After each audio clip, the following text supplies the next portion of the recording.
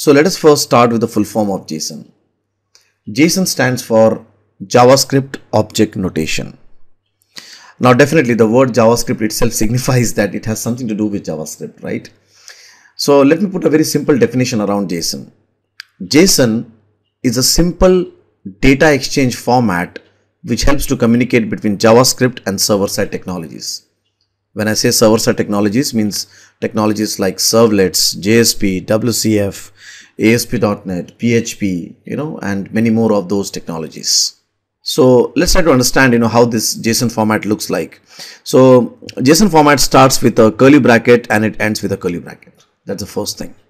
The second thing is, in between of these curly brackets, you can then go and put the name and the value pair. So for example, let's say you want to represent a customer object of JavaScript.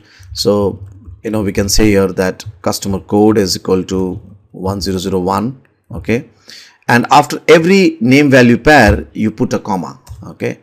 And then we have, let's say, customer name is equal to Shiv. Right. So this is how the JSON format is. So it starts with a curly bracket, it ends with a curly bracket, right?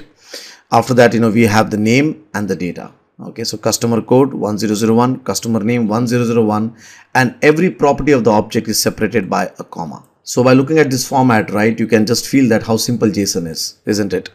Now the good part about JSON is that basically if you give this thing, to a JavaScript variable, it becomes an object, a JavaScript object. So for example, if I do something like this, where X is equal to this thing over here, right, you can see here it has now become a JavaScript object. You can see that the time I gave this format to a JavaScript variable, you can see that he has actually created a JavaScript object with a customer code and a customer name property, right?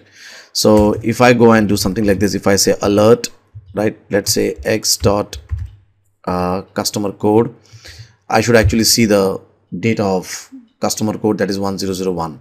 So if I do a control F5 here, you can see that he has displayed the alert box, right?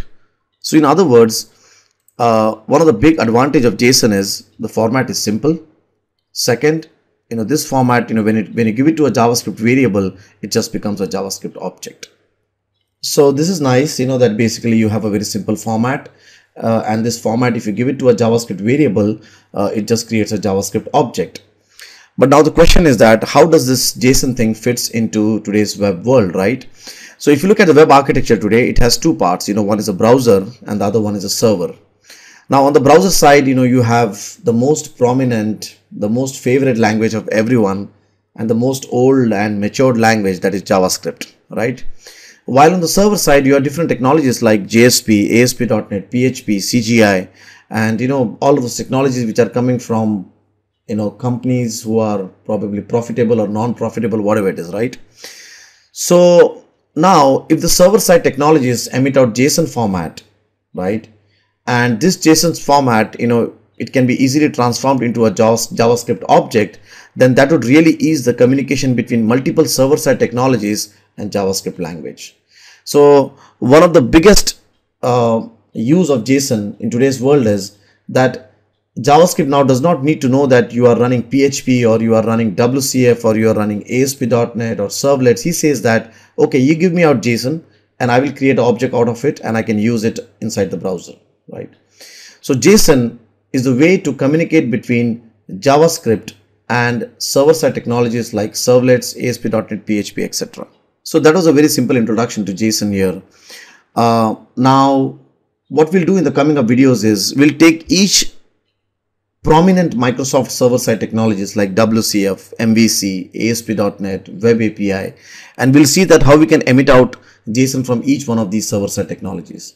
Now remember that every server-side technologies has its own way of emitting out JSON. For example, WCF, if you want to emit out JSON from WCF, you will use something called as Web HTTP binding. If you're using MVC and you want to emit out JSON, then you will use something called as JSON result.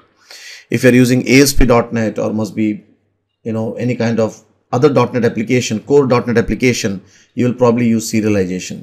If you're using Web API, Web API by itself, depending on, what the client is, he emits out JSON, right? So what we'll now do is in the coming up videos, we will see that how we can emit out JSON from each one of these prominent server-side technologies and how to consume them in JavaScript and display them.